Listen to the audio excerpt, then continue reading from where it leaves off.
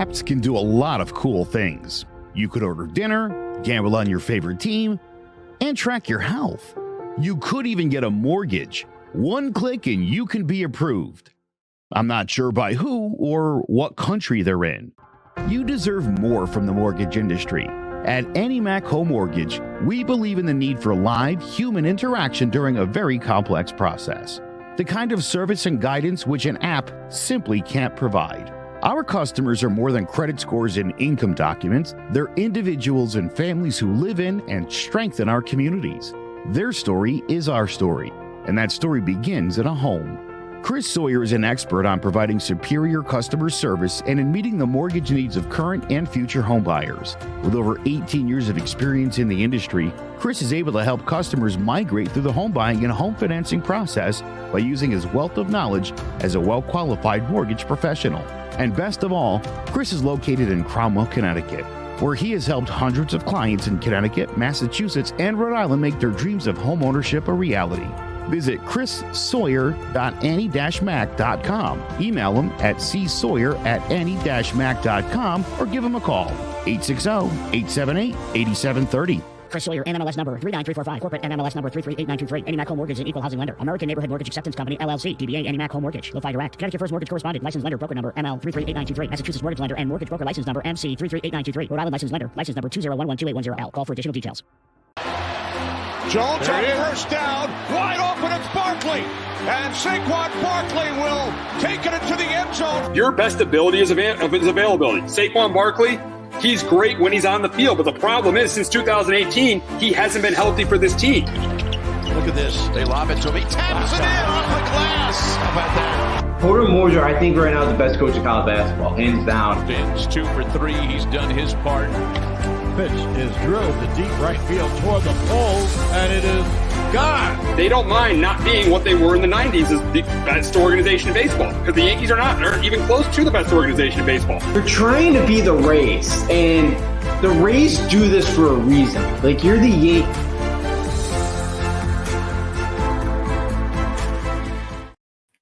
Welcome to Sports Talk with R&J. I'm Steve Risser along with Justin D'Onofrio, and the Yankees have done it. They have beaten the Guardians in 5 games. They are on to the ALCS, and you can just guess who the opponent is. It is the Houston Astros. For the 3rd time in 6 years, the Yankees and Astros will be playing in the ALCS.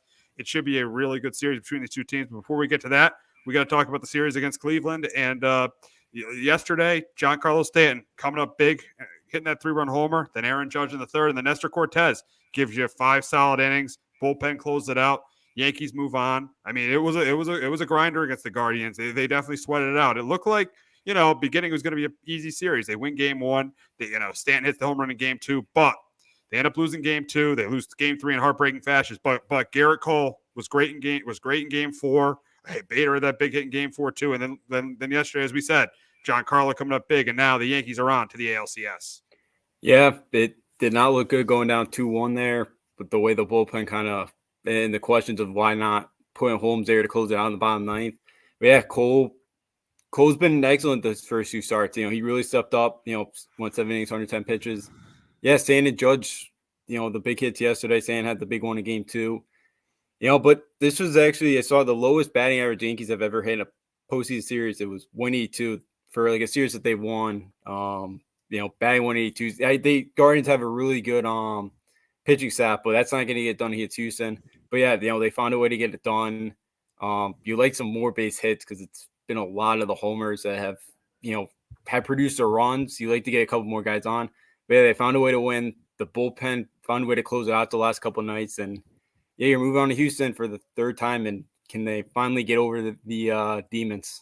Absolutely. And you talked about the batting average being at 182.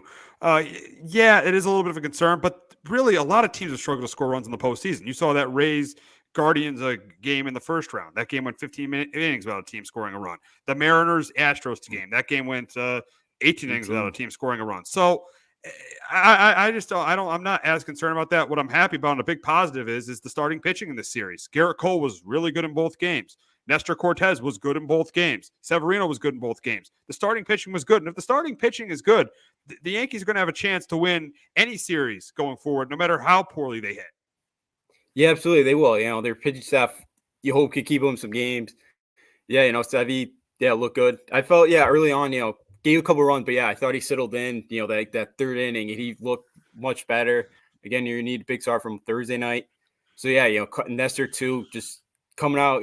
Nestor's just been good, reliable guy this year. Has really turned a lot of heads, and he's been great to watch. Pitch really well, and Cole making $36 million.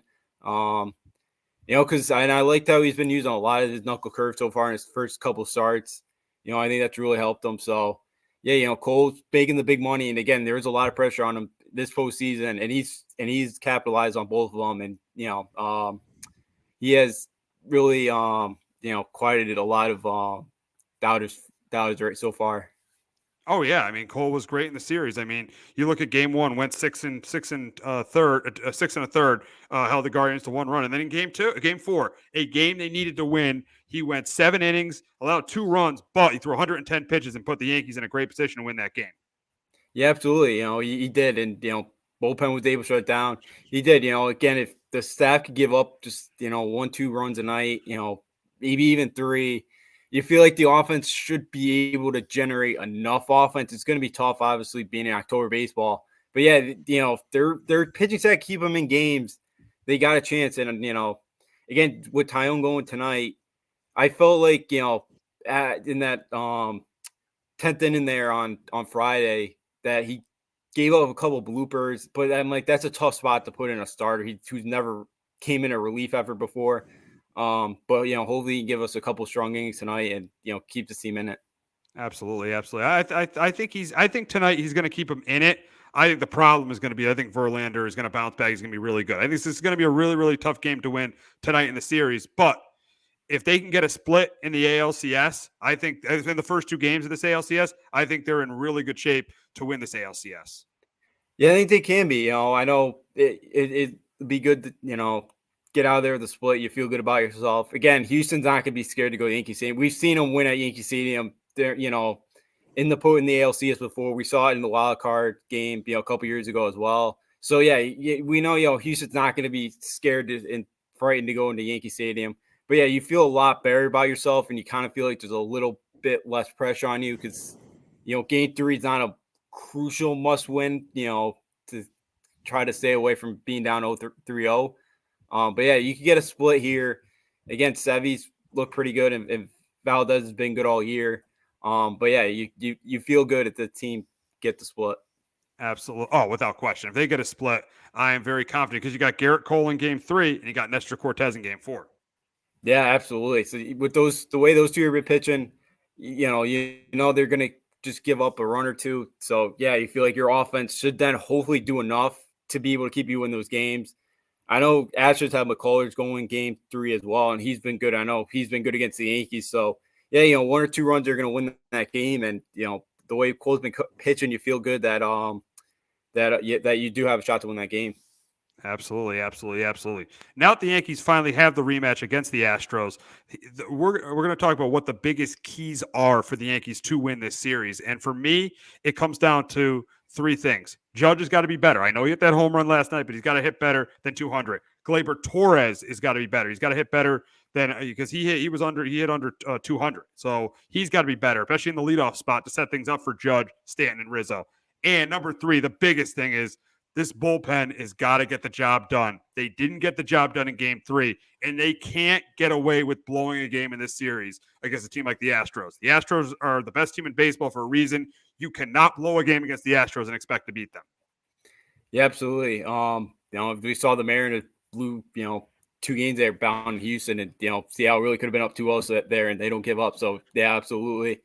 Yeah, for me, that the lineup, hitting a run into scoring position, you got to knock those guys in because Houston's been so good at that all year. And I feel like, that's where the Dodgers went wrong. They couldn't get they couldn't knock guys in with scoring position. I feel like the lineup's going to have to do that against the Astros to have a chance this week to knock them off. And then, for me, it's the bullpen. Who's going to get the big outs? Peralta looked good, but can you keep relying on him to be your big guy? Again, with the lefty, he might have to take on Alvarez. You cannot leave a mistake to that guy. The bullpen's got to find a way to get out. And as you mentioned, they cannot blow leads because they're going to be in a lot of trouble. And then my last one too, also for the lineup, yeah, Judge and Stan only had 2 hits in the series. They were both home runs. Judge, we know, kind of struggled as well. I think Judge just had 3 hits, but 2 of them were home runs, I believe. So yeah, you need those 2 guys because Stanton's been really good in the postseason. You need Judge and Stanton, because when those 2 are on, it makes like that rest of the middle of the lineup really good, really consistent. Because you got guys like Rizzo, Torres, in the middle that could kind of help you out, and they gotta those 2 guys gotta be the leaders of that lineup and put some pressure on Houston. You talk about Stanton struggling, but he got the biggest hit of the series. So I know he hit under 200, but he got the biggest hit of the series. So I'm not going to get on Stanton for not hitting because that hit he had last night cancels out anything he didn't do in the first 4 games. That hit was huge. That got everything started. So that cancels out everything that he didn't do. But yeah, the lineup has to be must be better with hitting runners in scoring position, and it's got to hit better, and they got to be better for average. They got to hit better for average, and especially Gleyber Torres. He may not even have to get hits, Gleyber Torres. He's just got to get on base. Yeah, absolutely. Because I feel like when there's nobody on, you could be a little bit more careful to Judge, with nobody on base, and I know Gleyber isn't a real steal threat, but a pitcher still got to go out of the stretch. Sometimes out of the stretch, you make that mistake, and Judge, I know throughout the postseason really hasn't been connecting on those, but I feel like he's been getting closer and closer, and you've kind of seen it the last couple of days. So I feel like he gets a mistake. He hopefully he squares it up, and it goes a long way. So yeah, absolutely. Torres can get on. It put pressure on the defense. So yeah, absolutely. Torres can get on, kind of set up the rest of the lineup would be huge. Oh, absolutely. And before we get to the other series, we got to give a couple things we're going to do. But first, we got to give credit to Brian Cashman. That was a great trade. You got to give credit. It was a great trade going out and getting Harrison Bader and trading Jordan Montgomery to get Harrison Bader, because Harrison Bader was phenomenal in this series. Game 1, down 1-0 in the third. He gets everything started with a home run. He also had a huge home run in game. He also had a big single in game 3. And I think he had a home run too. And he had a home run in game 3 too. That made it 5-3, right? That game insurance and the home run in game 3, and which is a game they should have won. And then on the biggest hit though was on Sunday in game 4 when he hit that 2-run homer against Quantrill to give them a 3-0 lead. That got things going in game 4. So got to give credit to Brian Cashman for making that trade. And I think Brian Cashman is definitely getting an extension this offseason for making that trade and putting this team together, getting this team to the ALCS. Yeah, absolutely. They found a way. Yeah, Bader, I know, we know he was out to September there. But yeah, again, he said it, like Montgomery's not going to be a guy that's going to get a start in October. So, might as well get the bat, get the defense that Bader could play, for a guy like Montgomery that's more than likely going to be in the bullpen. So, yeah, it was an excellent trade. I guess that's why you always have to give some of these trades, some time there before you're evaluating them. But yeah, he's been really good, and Bader's really stepped up, played well, especially because he's really only been around this team for a couple weeks now, and he's made a really good impression. And, he's a guy to be on the roster next year, and he's going to be fun to watch that for, all of next season. So yeah, Cashman credit. And then even for, again, he's done a really good job with a lot of these smaller moves that kind of go on the table. Like, again, they got Wandy Peralta for Mike Tauchman, and I don't even think Tauchman's on a roster anymore. So he always does good at finding these small little trades that kind of go under the radar, and they usually come out the winner in those. Absolutely. And then one more thing. At this point, because the Yankees they beat the Guardians, got to the ALCS, is this a successful season for the Yankees no matter what happens against Houston? I got to say yes. So it will be disappointing to lose to Houston for the third time in 6 years. But to be honest, I picked the Yankees to be a third, fourth place team going into the season. I have to say, even if they lose to the Astros, this is a successful season, and everyone returns. Manager and general manager return. Now, the general manager better pay Aaron Judge if he returns. But I think everybody, if they beat the Astros, even if they lose to the Astros, I still think everybody returns.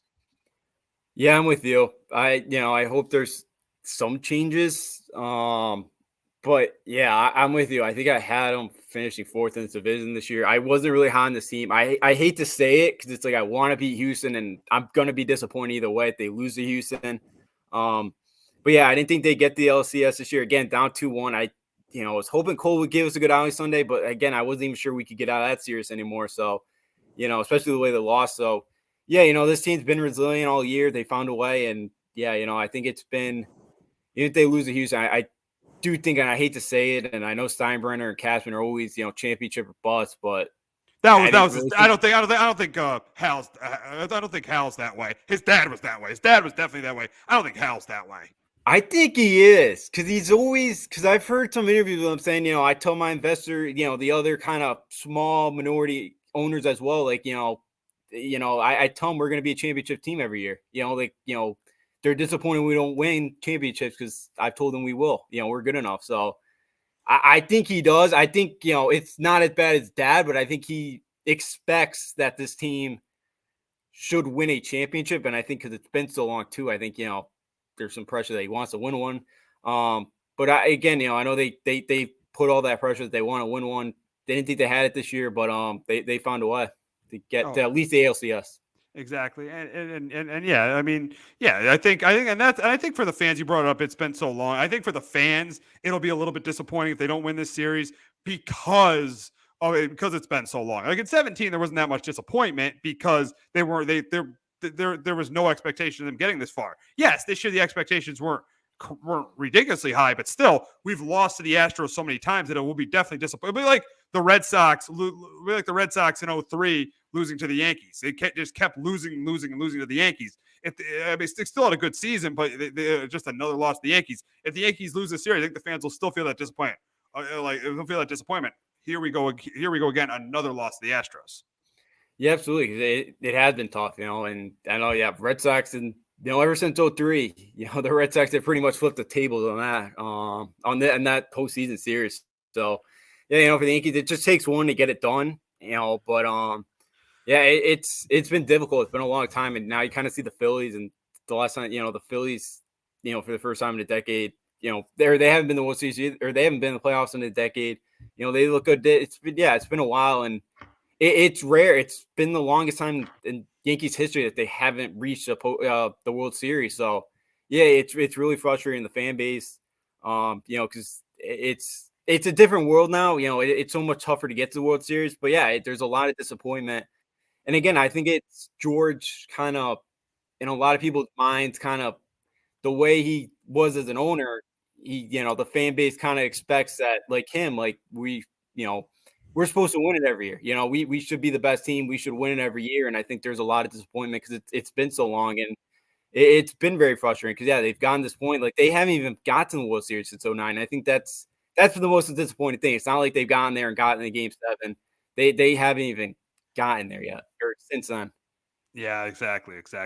Now, series prediction. I hate to say this, but I'm going to go with the Astros in 6. I think this, playing 3 days in a row is going to end up hurting them. I think they lose the first 2 in Houston, win the 2 in New York, win the first 2 in New York, lose the last one in New York, and then lose the Game 6 in Houston. So I hate to say this, but I'm taking the Astros in 6 in this series. And then if that does happen, the Yankees got to look for a leadoff hitter and got to look for a closer in the offseason and sign Aaron Judge.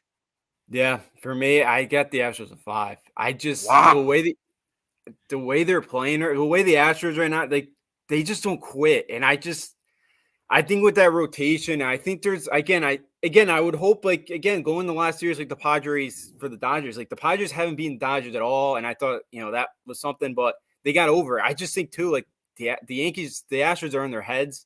I don't know if they have confidence to beat them. I think they pull out either Game 3 or Game 4 at home.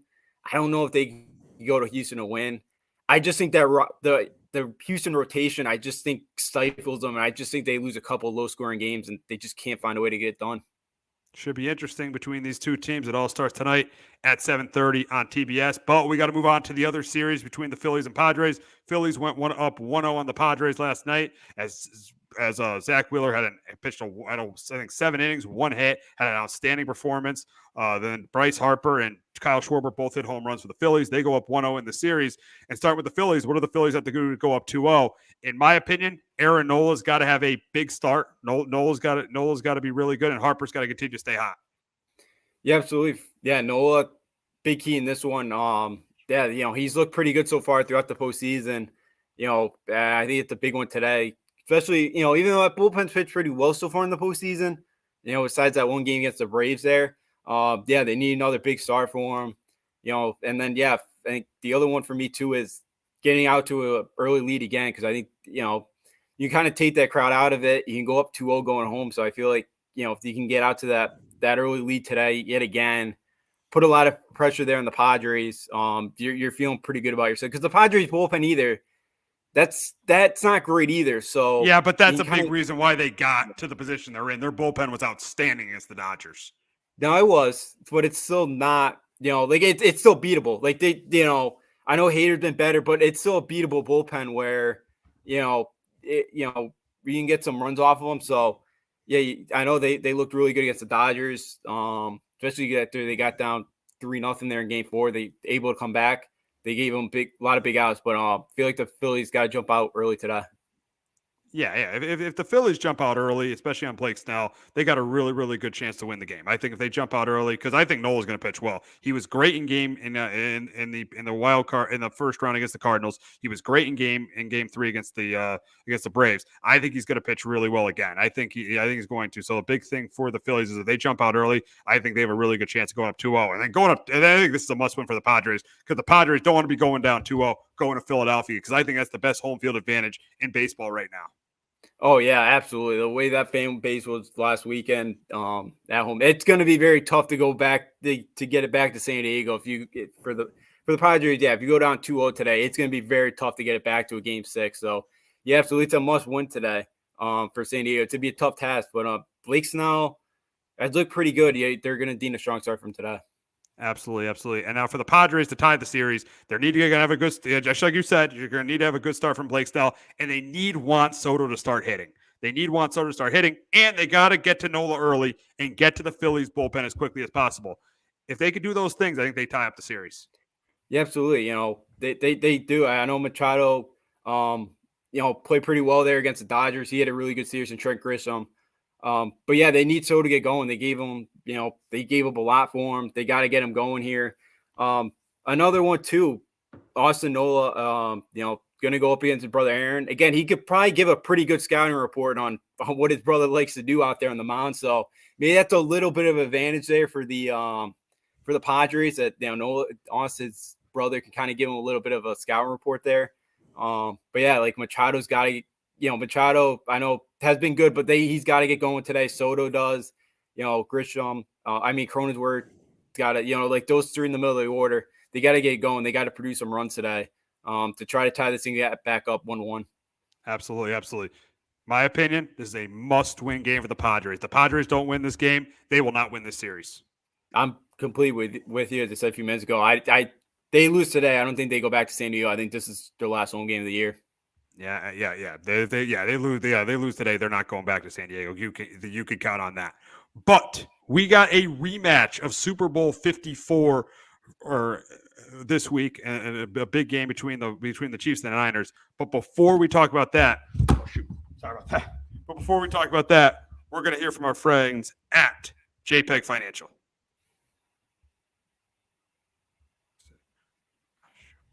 Sorry about that. Yeah.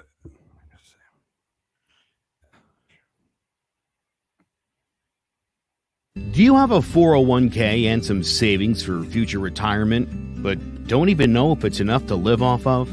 How much is enough? How often are you thinking about it? The team at JPEX Financial Group can help set your mind at ease.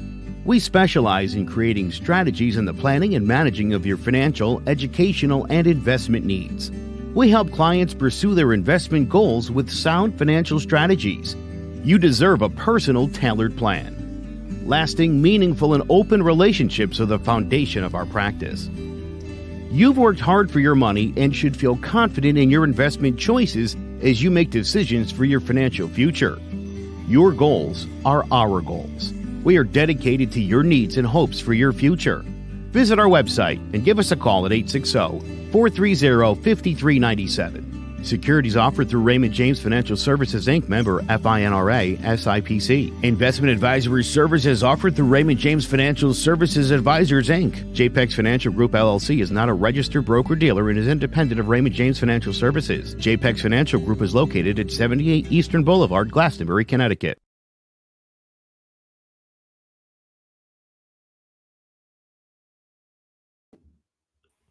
Alrighty, week 7 of the NFL is here, and we got a big matchup in a rematch of Super Bowl 54 between the Chiefs and the Niners, and I think this is going to be a really, really close, competitive game between these two teams.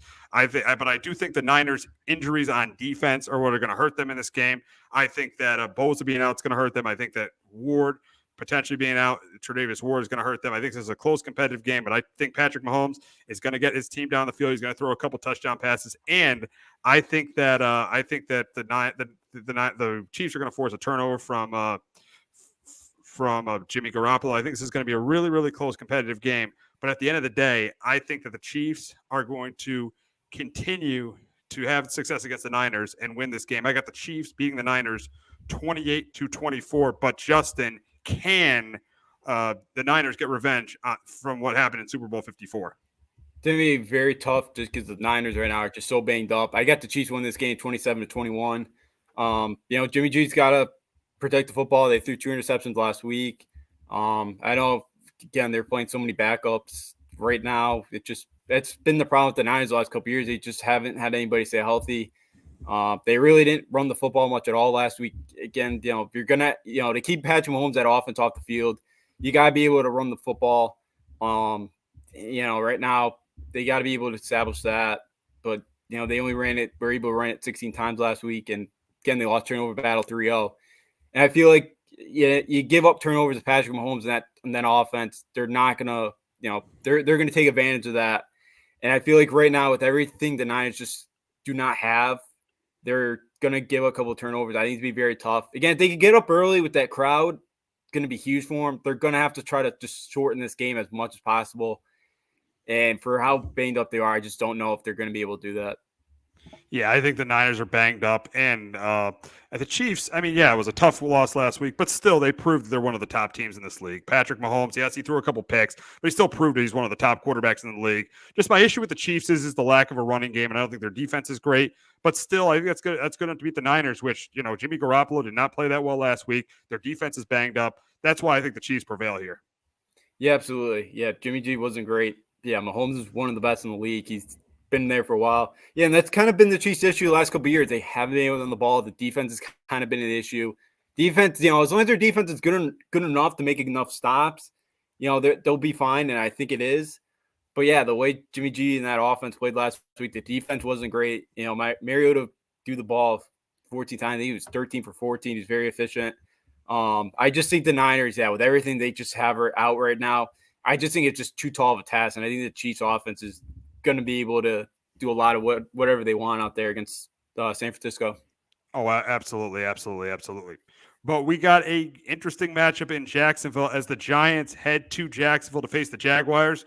And I think this is going to be a close, competitive game. I think that Daniel Jones will have another good game. I think he'll continue to play well. I think he'll get the ball to Darius Slayton, and he'll get the ball to Richie James. I think Saquon Barkley will have a good game. And I do think the Giants defense is going to get some pressure on Lawrence, maybe force a couple turnovers. But I do think the running game of the Jaguars is going to have a good game. The Giants have struggled against the run all season long.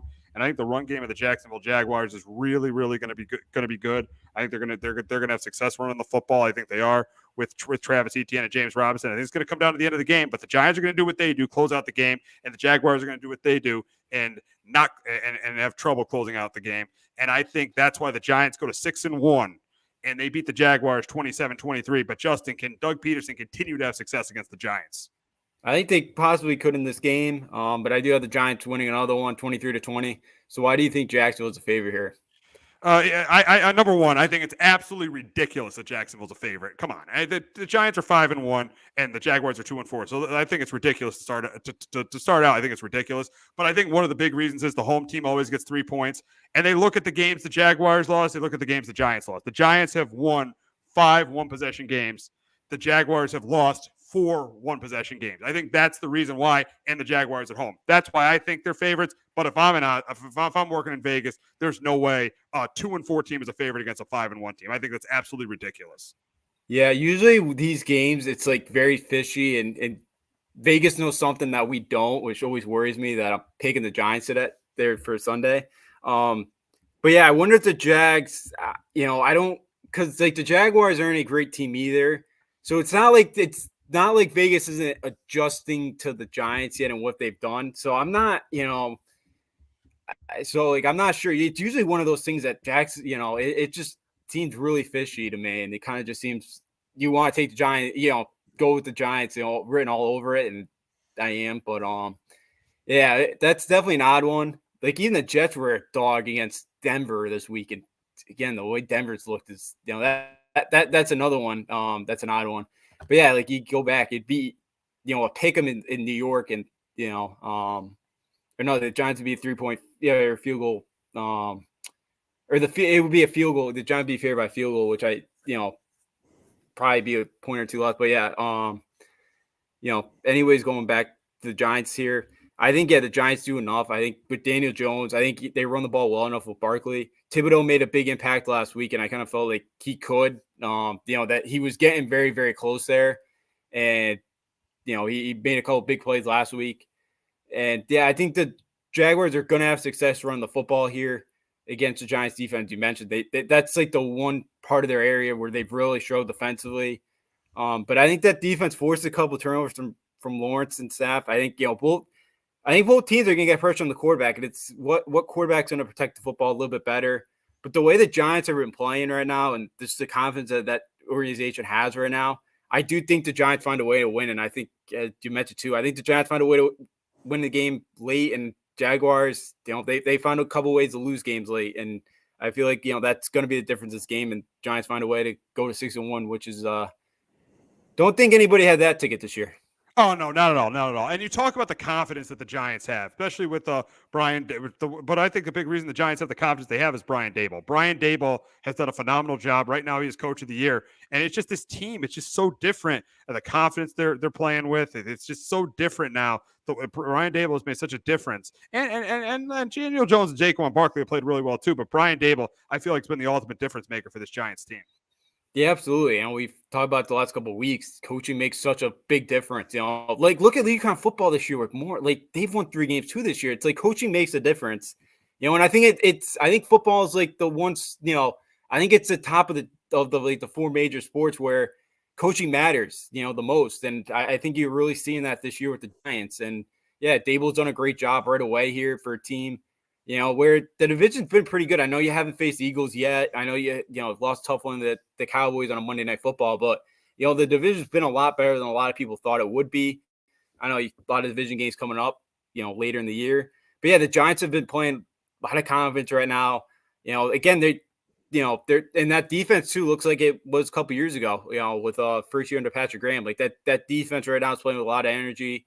Yeah, Daniel Jones is doing enough there. He's playing well, and Saquon Barkley's just been Barkley looks like the guy we kind of saw his rookie year, and it's been great to see because he could be one of when he's healthy and he's running like this, he's one of the top running backs in the game. Oh, absolutely, absolutely. Oh, he definitely is one of the top running backs in the game, and that's another big reason why this team is playing as well as they are. He's back this year. Had a huge game against the Bears, huge game against the Titans, and good games against the Panthers, the Cowboys. Even the games he rushed for under 100 yards. The Panther game, the Cowboy game, in the last 2 games, he's just been such a huge factor for this team. And you can't not give credit to Daniel Jones. Daniel Jones has been really, really good. He's played like a franchise quarterback. Yeah, he only has 5 touchdown passes, but look at his receiving core. His receiving core is not good at all. Look at the receiving core. It's not good at all. So, yeah, Daniel Jones has not Daniel Jones has played really well. Saquon Barkley's played real well. And they're right there with Brian Daboll as biggest reasons why the team is 5-1. And the defense, Rick Martindale has done an excellent job as well, too. Dexter Lawrence, Xavier McKinney. You saw Kayvon Thibodeau making an impact. So, it's all good things are happening for this team right now. Yeah, absolutely it is. Everything's kind of clicking right now. Even with all the offense kind of troubles right now, all the wide receiver injuries. Yeah, the defense has kind of been stepping up, doing a lot here. Again, they shut out the Packers in the second half a couple weeks ago, which I know the Packers offense is a mess, but they still locked down Aaron Rodgers for at least for the final 30 minutes of that game. It's pretty impressive. So yeah, the defense is playing well. The offense is doing what it has to do. Daboll's such a great play caller too, and I think he's putting guys in the right spots at the right times, and they're finding a way. And I think the team believes and the team believes it right there right now. And I think that, it's such a huge reason why Daboll and the rest of that staff has done an amazing job with the team. Absolutely, absolutely. And now the big question is are the Giants contenders in the NFC? And they're 5-1. They're 2 games better than the Packers and the Bucks and the Rams, who a lot of people thought were going to be contenders, and they still are. But they've been playing better than those teams. They're ahead. They're ahead of the Cowboys. I know the Cowboys haven't had Dak Prescott, who are 4-2. So they're pretty much tied with the Vikings for the second best record, and obviously the Eagles are 6-0. They're the best team in the NFC. But are the Giants contenders? And I think with 3 of the wins they've had against the Titans, against the Packers, and against the Ravens, I think it's as crazy as it is to say this, I think they are contenders in the NFC. Yeah, I'm with you right now because and I think too, and I'm not trying to take any credit away from the Giants what they've done because Dable's done an impressive job, but you look at Green Bay, there's a lot of problems there. Tampa Bay, is kind of right now going through a lot of things. The Rams look horrible. That was such an ugly game to the Panthers last week. Like there's so many. The Eagles, have looked really good. The Cowboys have looked good, for the most part this year.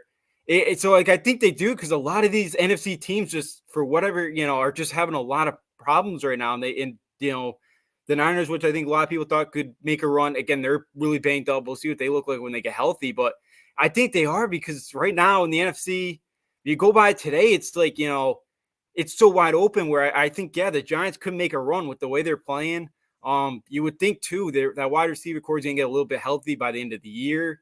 So I think Daniel Jones, the way he's been playing, the way that defense is playing, I think the Giants could go on a little bit of run. I think they could battle up there because right now, I don't see too many other, teams right at the moment that are really contenders in NFC because it's teams really haven't been up to standards that we thought they would be.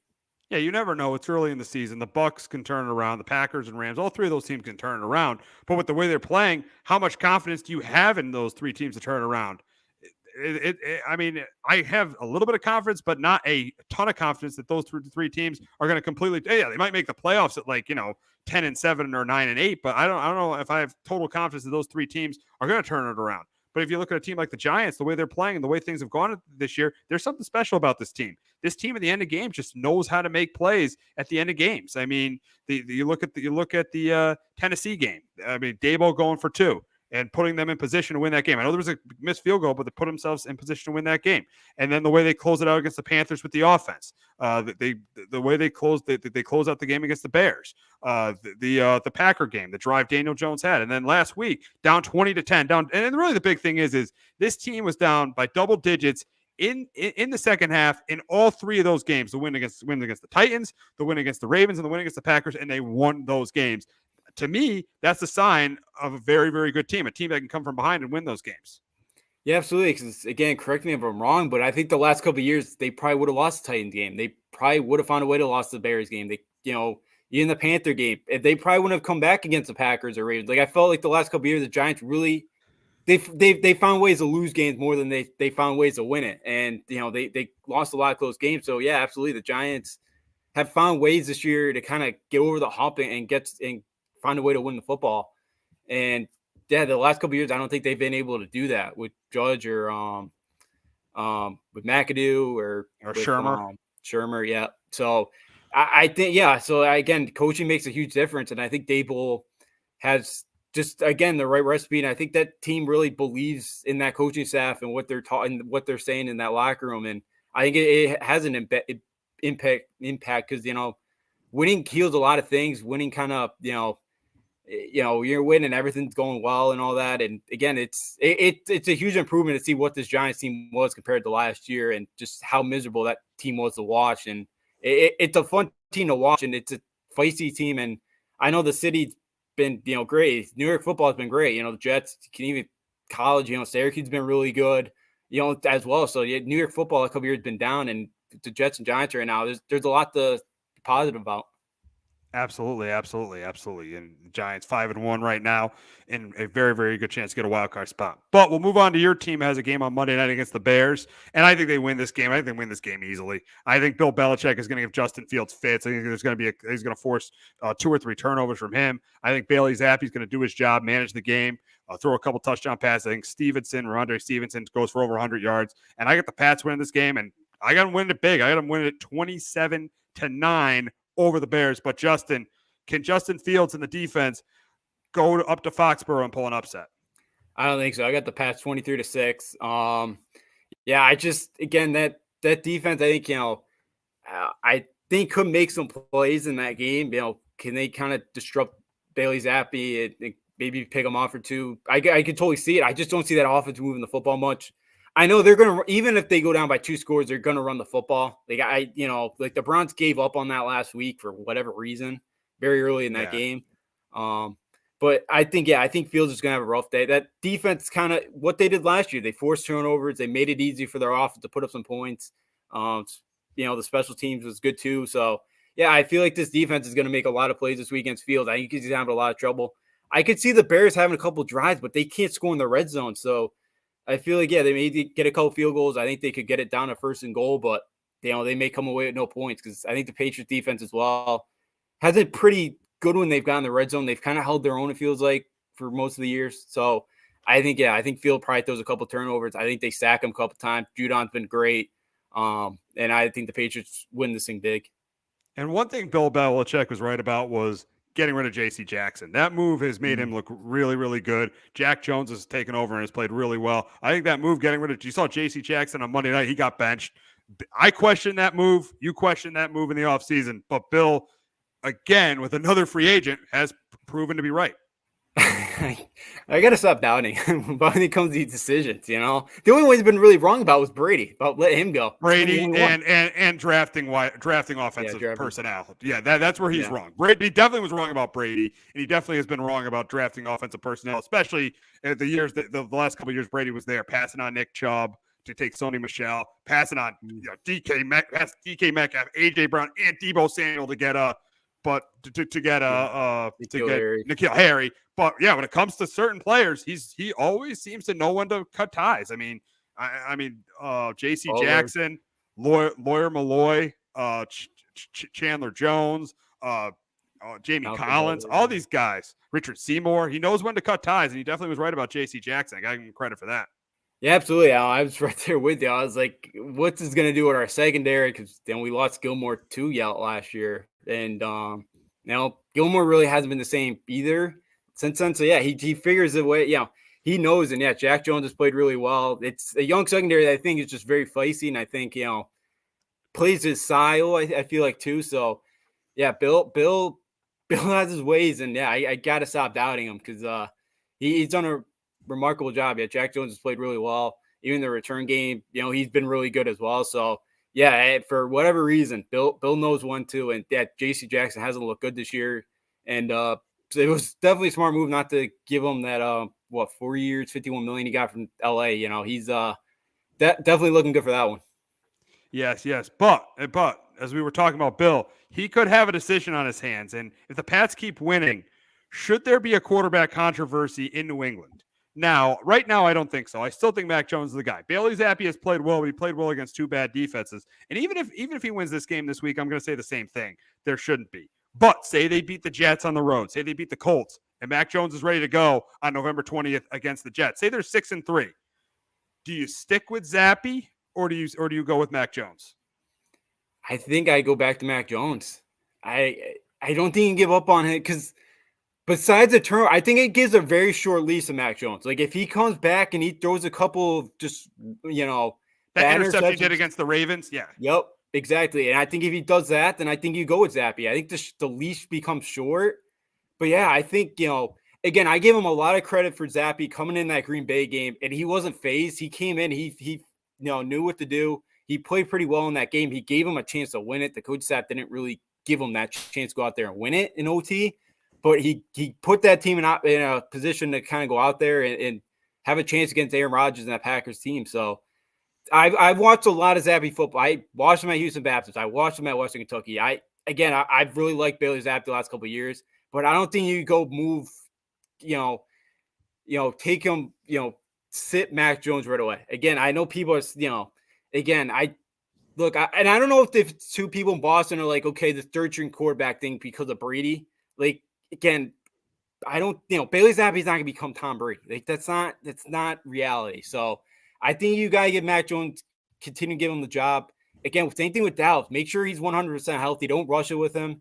When he's completely healthy, bring him back in because Zappi hasn't given you a chance to, hasn't been the reason you've lost the game yet. So I think you got to stick with Mac Jones. I think it's too early to quit on him this early.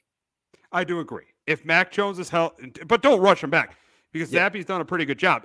But when Mac Jones is healthy, and if he is, and I think he's going to be healthy on November 20th when they play the Jets, I think you play Mac Jones, even if you're 6-3, because you could bring up the Brady Bledsoe thing, but here's the difference. When Bledsoe when they decided to go to Brady, Bledsoe was in his 9th year. The team went 5-11 the previous season. And he didn't have that good of a season. He was on the decline. I know the organization had a big investment in him, but he was on the decline when they went to Tom Brady. And you can't count on someone to be the next Tom Brady. So, and I don't think Bailey Zappe's going to be that guy. There's a reason Zappe was taken in the 6th or 7th round. So I personally, I agree with you. If the Pats keep winning, I still go with Mac Jones. There's a reason you invested a 1st-round pick on him. I think you stick with him. I think you go with him, even if Zappe wins the next 3 games. Yeah, absolutely. I'm with you. I think, I think you have to. I think, if you cut ties with him too early, and again, it's going to be problematic because, he did lead you to a playoff appearance last year. I know you got absolutely beaten down in that game, but he still got you to the playoffs last year. He still made a Pro Bowl. Again, that rookie class, he's been the best quarterback, right now. Or, him and Lawrence has been so far Mac Jones, it's been out of that class. He's played pretty well. So I don't think he cut ties with him this quickly. He hasn't, besides that ratings game, he really hasn't given you any reason why he shouldn't get that job. So I feel like, till he really, I believe it's a short leash. If Zappe continues to play the way he's playing, I believe it's a short leash when he comes back. Yeah, absolutely.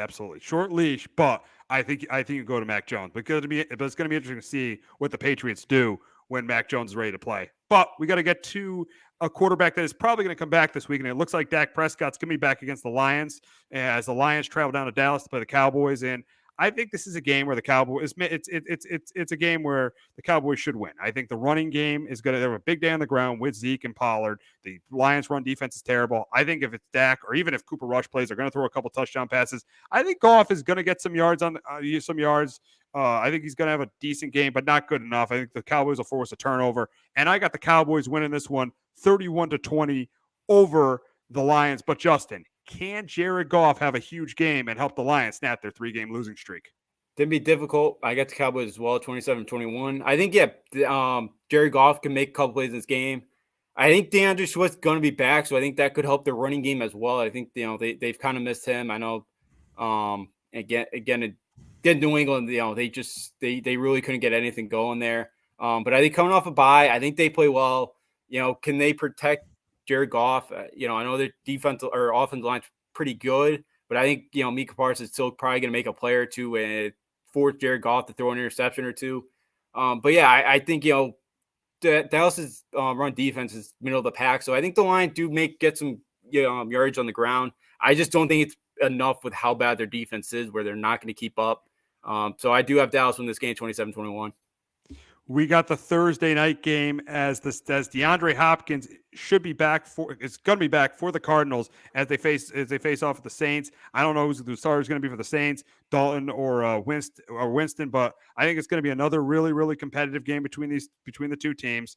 But I do think it's another game where the Saints lose at the end. I think it's close and competitive. I think, both defenses force a turnover each way. I think Murray turns the ball over, and I think Dalton or Winston turns the ball over. But I do think Murray and Hopkins have a pretty good. I think Hopkins has a pretty good game in his return. I think it's close and competitive down to the end, but I think the ball's in Murray's hands where he's a game-winning drive, and that's why I got the Cardinals beating the Saints 23-20. But Justin, can Alvin Kamara help the Saints snap their two-game losing streak? I think they do. I get the Saints 24-17. That was an absolutely embarrassing performance by the Cardinals, and it's the beginning of the end for Cliff Kingsbury as he's given up his offensive play calling. So I think it's the beginning of the end for him. I think Kamara does enough on the ground. I think Hill too, when they throw him in at that wildcat position, I think he makes enough plays. And I think Arizona too, again, they go for it way too many times on 4th down. I think the Saints make a couple of big 4th down stops. I think it helps out their defense. I think the Saints will get pressure on them. I think, Kamara can, does enough on the ground game, even in the screen game. And I think the Saints win this game 24-17. I think the Saints are the better coach team, and I think Cliff Kingsbury and that team finds a way to lose because Cliff's not a good game manager. So now that that's out of the offensive play calling is out of his hands, I don't know what good he is having just standing there on the sidelines. Yeah, I mean, Cliff Kingsbury, I didn't like the hire to start out. I was not a huge fan of it. Yeah, I mean, he won games because he was able to get Kyler Murray. And that was the one thing he did right was he wanted Kyler Murray to be his quarterback. That's why he's kept his job. But last week's performance was absolutely putrid. 9 points against the Seattle defense. That's one of the worst. I know it's a division game. I get it. But 9 points against one of the worst defenses in football. So that was an absolutely pathetic performance. But after that pathetic performance, the Cardinals did make a move and traded for Robbie Anderson. And the big question is, and I think it makes sense because Hollywood Brown's going to be out for a while. But the big question is this going to help the Cardinals offense, Robbie Anderson?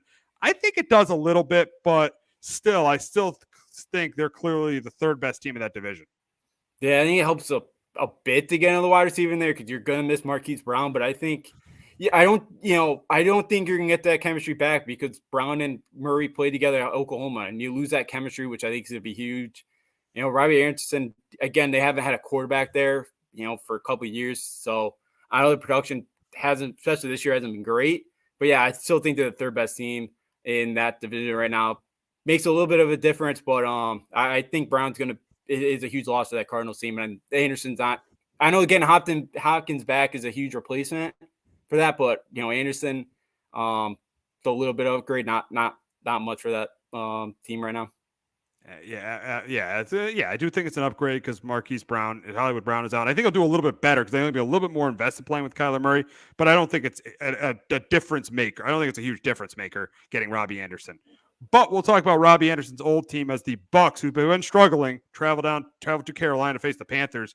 And I think this is a perfect matchup for the Bucks to get right. I think this is even though it's a division game, I think it's a get right game. I think it's a game where Brady could throw a couple touchdown passes, and I do think they force some turnovers from PJ Walker. And I got the Bucks winning this by 3 scores. I got the Bucks winning this game 27-10. But Justin, can the Panthers snap their 4-game losing streak against their division rival? I don't think so. I got the Bucks 21-7. I really the all they got offensively right now is Christian McCaffrey, and I just think Tampa Bay is going to key on him all day. I think he's going to have trouble trying to carry this team offensively because there's not much right now. I think they're going to struggle again. Their defense is going to have to jumpstart their offense. Again, that's possible. I know Tampa hasn't been great offensively, so maybe that defense could force some things. I know they had the pick six last week against Stafford. But I just it'd be too difficult. I did like Wilkes putting his foot down though against Anderson. Like I think that's a good sign to kind of tell his team, like, look, you're kind of gonna quit. You're gonna get mad at this coaching staff. You're not gonna be here. I like that way of doing things, but I don't see this offense doing much at all this week. Yeah, I like that Wilkes is holding accountability, but the problem is he doesn't have the quarterback and he doesn't have the roster to turn this around. And they're probably going to be looking for a new coach, and they'll be drafted. They're probably going to get they're probably going to get a top 3 pick. The Panthers are one of the worst teams in football, and I know the Bucs have struggled. Brady in this offense has struggled this year. They really have. But I think this is a perfect game to get back on track and start to make a run for this Bucs team. Yeah, I think it is too. You're right around the halfway midpoint. That's usually where Brady starts to turn it on. I know the wide receivers are starting to come back slowly but surely. I know the offensive line isn't particularly healthy either at the moment. But yeah, I think this is just what the doctor ordered for the Bucs. I think they do play really well today. You saw Brady was not happy with the offensive line there on Sunday. So I think the Bucs come out there, and I think they do try to put a beat down on Carolina this week and try to kind of, settle people down there in Tampa Bay because that was a horrible performance against the Steelers on Sunday. Absolutely terrible. Absolutely terrible. They definitely need to pick it up if they're going to be a Super Bowl contender. They definitely need to pick things up, especially on the offensive side of the ball. But we're going to go to another team with a legendary quarterback that's struggling, and that's the Packers, and they travel up to DC to face the Commanders this weekend. And I think this is a close competitive game, but I'm going to take Aaron Rodgers. I think he's going to struggle through it. But I think they'll get enough in the run game. I think he'll make enough plays and more plays than Taylor Heineke. And that's why I think the Packers win 23-16. But Justin, could the Packers have another rough outing and lose their 3rd in a row? They could. I think they do find a way to win this game 21-17. Heineke's been, productive at times as a starting quarterback. Again, it could happen this week. It possibly could. I do think the Rodgers and that team does does enough to win this game just because of talent on the roster. And I know Washington won Thursday night, but I don't think they had any business. The Bears just totally misconverted a lot toward the end zone in the red zone there last week. They had a lot of missed opportunities. So I think Washington got lucky to win that game last week. I think the Packers do enough this week. Heineke may make some plays this week, but I think that Packers defense does help out their offense there, and they find a way to go down to Washington and win that game. Yeah, I mean, I think they should win this game, but I think there's still a lot of concern about this Packers team, especially on the offensive side of the ball. They just have no receiver that could really do anything. I mean, Randall Cobb, Alan Lazard, Christian Watson, they just have no receiver that could really do anything. And Aaron Rodgers is frustrated. I mean, I think this team right now could very easily be I think they're going to make the play. I think they have a chance to make the playoffs, but really, outside of a wild card team, I think that's the ceiling right now for this team. I think they have a chance to win the division because the quarterback on the other side doesn't play well in big games, but still, this passing game is a real concern for this team. Yeah, absolutely. And I think Cobb's I know Cobb's missed probably a couple weeks here, but I think that's he seems like he was kind of the veteran guy, really helping out these kind of rookie guys, and I know that Cobb and Rodgers have that chemistry, for playing together for couple years, playing together, a couple of years back when in Cobb's first start there or first in Green Bay. So yeah, I think Watkins, Dobbs, again, he's got the big play, kind of ability there, but yeah, they really hasn't been able to do much. Yeah, they don't look like they're on the same page, and yeah, Rodgers really frustrated. And again, fans were exiting that building there Sunday early in that game, and they never do that. I think there's a lot of pressure. I think there's a lot of pressure on LaFleur because this team kind of flats out here and they go 9-8. I can't imagine LaFleur's jobs on the line. But yeah, that offense right now just not clicking. They didn't run the ball either last week. It just seems like the offense right now is just sputtering out of control, and they just it looks really, really looks like it's a big problem right now in Green Bay. Absolutely. It absolutely is. And we'll see if it ends up getting fixed. But we got an AFC North matchup in Baltimore as the 3-3 Ravens face the 2-4 Browns. And I do think this game is going to be close and competitive, but I think the difference in this game is I think Lamar Jackson's going to outplay Jacoby Brissett. And I think that the defense is going to force more turnover. The Ravens defense is going to force more turnovers than the Browns defense. The Browns defense had a lot of issues stopping the run. I think the Ravens are able to run the ball. I think Lamar throws a couple touchdown passes.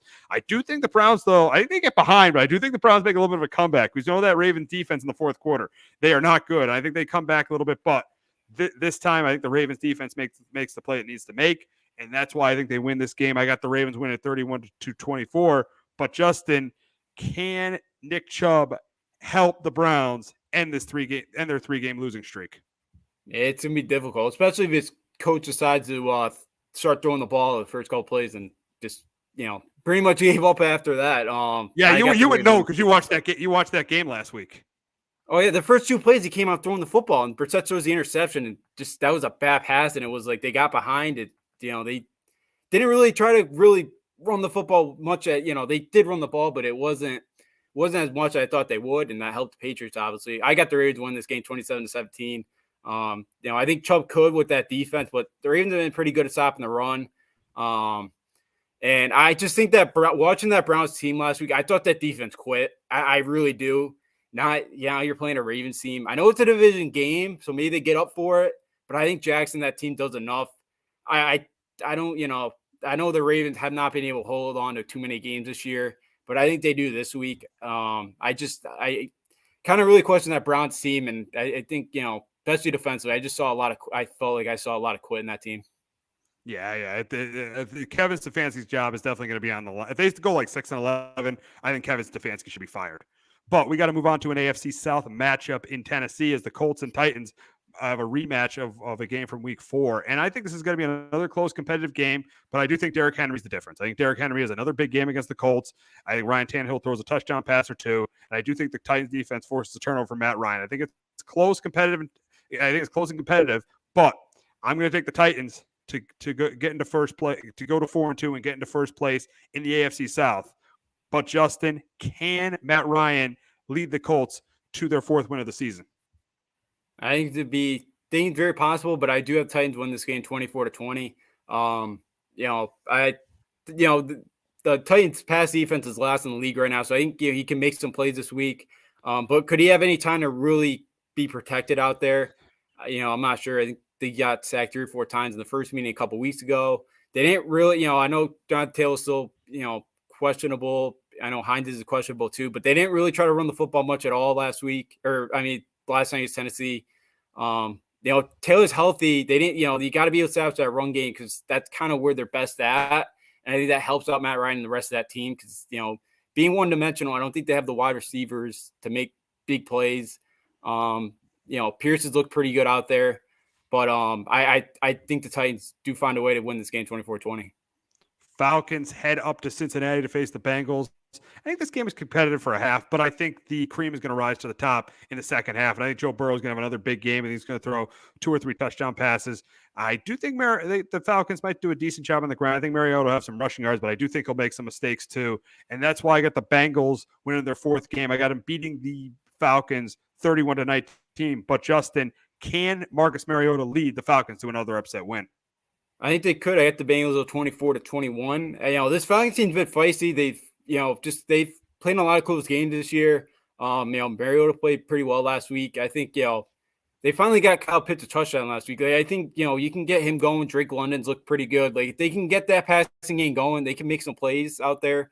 Mariota's turned the football over. I think they can keep this thing close. It's been an Atlanta team that's right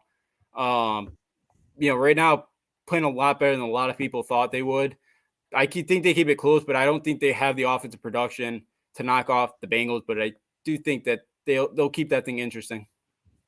We got an interesting game in Denver as the 4-2 Jets face the 2-4 Broncos. Who would have thought that before the season started? The 2-4 Jets against the 4-2 Jets against the 2-4 Broncos. And I think this is a close, low-scoring game. But I'm going to take the team with the better record. I'm going to go with the Jets to go to 4-2. I think there's a lot of issues in Denver. I think Russell Wilson is banged up. I think Nathaniel Hackett's an absolutely terrible head coach. I think their offensive line has got problems too.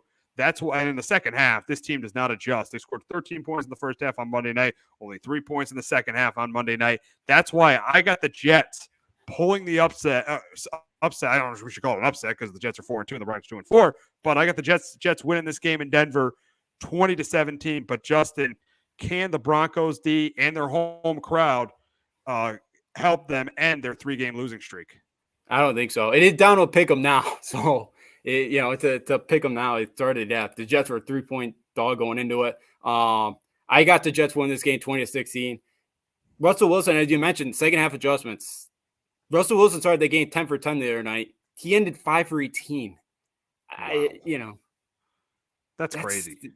Yeah. And I thought they had a couple really good plays in the first half. And then second half, they didn't do much at all. Yeah, I think Rob Sala and that defense right now, the way they're playing, I'll take the defense right now that's playing well. Again, like the Giants that are confident right now. They just went into Green Bay and won by a couple scores. Like they really did, and that Denver team, again, a team that I think a lot of people thought would be a playoff team. They're really struggling right now. I think Zach Wilson makes enough plays. I think they run the football well enough. I don't trust. You said it too. Russell Wilson, I don't think he's injured. He's not on the same page with those wide receivers right now. I'll take the Jets as well to go out there and get another win and go to 5-2. Yeah, it's really for Russell Wilson. It's either is he hurt or is he just not on the same page with people? It's one or the other.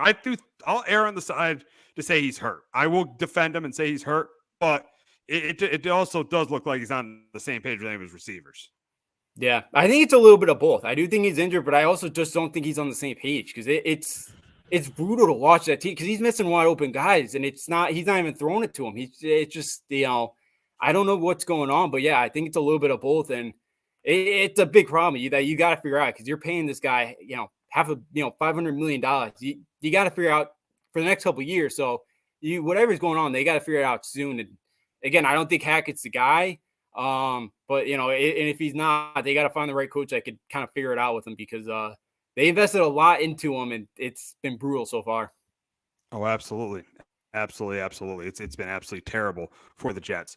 But we have a matchup in Vegas between the Houston Texans and the Las Vegas Raiders, and I think the Raiders should win this game. I think they're going to have success on the ground with Josh Jacobs. I think Derek Carr is going to go 2 or 3 touchdown passes because the Texans are terrible against the run.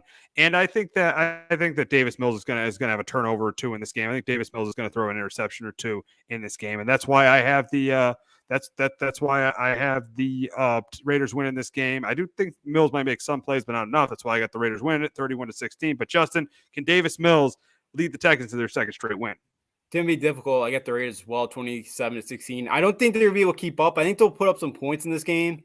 Again, the Raiders defense isn't great. The Raiders usually find a way to keep you win it. But yeah, I think, if they can run the ball with Dameon Pierce, who's been really, when he's gotten some room and some holes open, he's running the ball really well, but the Raiders front line, I think, could kind of slow that down a bit there. But if they can run the ball, kind of, again, shorten this game up a little bit, I think they have a chance to win this one. But yeah, Raiders coming off the bye, the way they kind of blew it against Kansas City. The Raiders have any hope still of trying to get back in the playoff picture. They got to win this game. And I think at home, they'll figure it out. Yeah, this is definitely a game the Raiders should win. Got the Seahawks traveling to LA to face the Chargers. And I think this is a fun game at the beginning. I think it's a high-scoring game. But in the second half, I think Khalil Mack and the Chargers pass rush will take over. I think Justin Herbert will, again, throw at least 3 touchdown passes. And I got the Chargers going to 5-2 and winning this game 34-24. But Justin, can Geno Smith keep up with Justin Herbert and help the Seahawks get their 4th win? I think they could. I got the Chargers 31-23. Again, we have another bonehead coach in Staley that could really keep the Seahawks in this game. He absolutely could. But I just think the Chargers just have more off talent than the Cardinals do right now, and I think that will be the difference. But yeah, Geno Smith, I could think can make some plays. The Lockett, Metcalf, run the ball. I think Walker could have some success with the way the Chargers stop the run. But yeah, I just don't think it's going to be enough. I think the Seahawks are going to have a tough time keeping up with it all, with that prolific offense. But yeah, I think early on this is close, but in the end, I think the Chargers do find a way to, comfortably win this game. We got the Sunday night game between the Steelers and the Dolphins. The Steelers getting a big win last week. The Dolphins have lost 3 in a row, and I think the losing streak continues. I think the Steelers find a way to win this game. I think, depending on who starts, it looks like it's going to be Mitch Trubisky. I think he'll manage the game. I do think the Steelers will force a turnover from Kenny Pickett. I think they win a close, ugly game. I think the Steelers win a really close, ugly game. That's why I got them going to 3-4 and winning this one 21-17. But Justin, can the Dolphins get back on track with Tua's return? I think they do. I like the way the Steelers played last week, but I do have the Dolphins win this one 21-14. I am worried about Tua coming back. I don't. That doctor that kind of was the one that put concussion together, that movie, kind of said like he tried to tell Tua like I would retire because your long-term brain health or trauma, but again, it's his body, his life. He wants to come back and play. Great. I just worry about him. But I think the Dolphins, they want to win this game. They got to be able to run the football. They can't drop back and throw the ball 50 times. They have to be able to establish a run game. If they do, I think they win this game. I think they do enough on the ground game. I think Tua protects the football a little bit better than Mitch Trubisky does. And I think they do figure out a way to pull it out against the Pittsburgh Steelers. Yeah, it's a game the Dolphins want to be a playoff team. This is a game that they got to win. But the NBA season opened up last night. But before we talk about that, we're going to hear from our friends at Shamrock Home Inspections. There's no bigger investment than home ownership. And to make sure the house is up to your standards, you need a professional to look it over. Brian Flanagan from Shamrock Home Inspections is a licensed home inspector and a member of the Connecticut Association of Home Inspectors. Brian was a contractor for over 15 years, so he knows how homes should be constructed and how mechanicals should work. What makes me a good home inspector was the 20 years that I was a home improvement person, doing all the different repairs that I have done and what other people have done wrong that I had to go out and fix. So I have a pretty quick eye on seeing what's right and what's wrong. Before you move, call Shamrock Home Inspections. Before you make the biggest investment of your life, call Brian Flanagan from Shamrock Home Inspections at 860-268-2566 or visit ShamrockHomeInspectionCT.com. All righty, the NBA season opened up last night. The Warriors beat the Lakers 123-109, and Steph Curry with 33. It looked like this Warriors team didn't miss a beat. Steph Curry with 33, Clay with 18, Wiggins with 22. It really looked like this Warriors team didn't miss a beat, and they look like they're going to be the best team in the Western Conference. But the big question is are they going to be able to come back from what happened between Draymond Green and Jordan Poole? They absolutely are. Oh yeah, absolutely. I think last night they were fine. I think that team just has way too much talent. Again, Steve Kerr's a good coach. Again, I think they figured a way around that. And as long as Curry and Thompson are healthy, that team's gonna roll. They're gonna be right there up top of the Western Conference. So yeah, absolutely. I think they got over. They're getting over that, and I don't think it's going to be a long-term issue at all. No. And the big question is are the Warriors the best team in the league again? I think they're the best team in the West. I don't think they're the best team in the league. For me, the best team in the league is the Bucks. But I do think I would not be surprised if the Warriors repeat with Steph Curry back, with Klay Thompson, with Jordan Poole. And they just signed Jordan Poole to a 4-year extension. I think that the Warriors are clearly the best team in the league. Yeah, with that roster, yeah, absolutely. With with Jordan Poole coming off the bench as well. You got James Wiseman healthy again. That's going to be able to do, as a big guy, he got 8-7 last night coming off the bench. Moose's Moody, I think, could be a really good scorer too, as well, coming off the bench this year. And yeah, with the production of Wiggins last year and just his development with Thompson and Curry, yeah, absolutely. I just think there's a lot of weapons on that Warriors team that you're going to have to figure out. And I think they're going to be tough to stop it again. And as I said it too, it's, moment ago, as long as this team stays healthy, yeah, they should be able to win the West. I definitely think they can. If they stay healthy, I definitely think they're going to win the Western Conference. But moving on to the team they played last night in the Lakers, the big question is are they a playoff team? Are the Lakers a playoff team? That's the big question for them. Oh, I know. I have them as 11. Yeah, I have them as the number 9. I have them as the 9th best team in the West right now. I think they make the play-in. I don't have them as a playoff team because you can't rely on AD to stay healthy. And LeBron James, he's still good, but not as good as he once was. And Russell Westbrook is an absolute disaster, and the Lakers need to trade him. That started the downfall with the Lakers, that Russell Westbrook trade. That was a terrible trade. They had to give up Montrezl Harrell. They had to give up Kyle Kuzma. They had to give up Kentavious Caldwell-Pope. That started the downfall with the Lakers because Westbrook has been absolutely terrible as a Laker. Yeah, he's not been good, and I think when Dennis Schroeder comes back, he's going to come off the bench, and I think that's going to create more problems there. And LeBron said it last night, or he said this team's not built to shoot the 3 ball. And how are you going to win when you can't shoot the 3 ball in this game? How did Rob Pelinka get an extension too? I don't understand that move either. I think I have him as 11. I think he missed the play, and I don't trust Anthony Davis to play 82 games. I think LeBron probably plays 50 to 55. He's going to get banged up. He's probably going to sit out a couple of nights. Who on this team's going to pick up the scoring? I don't know who will win if those guys are out. You can't trust on Westbrook. Their bench is a little bit better. I know Nunn's a decent shooter, but I don't trust this Lakers team. Again, I haven't seen too much of him yet as a head coach to kind of, is he good enough to kind of give this Laker team a couple extra wins when LeBron and AD are out? I don't know yet. I think they're 11. I think the Trailblazers get in.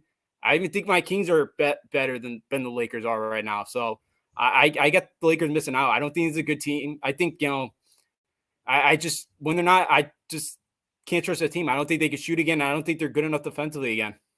Yeah, I don't think they're good defensively. I don't think they're good enough from 3. And you look at the Western Conference, obviously, I mean, you look at the top teams, the Warriors, the Nuggets, the Clippers now with Kawhi back. They're clearly better. The Mavs are clearly better with Luka. The Suns are clearly better. The Grizzlies are clearly better.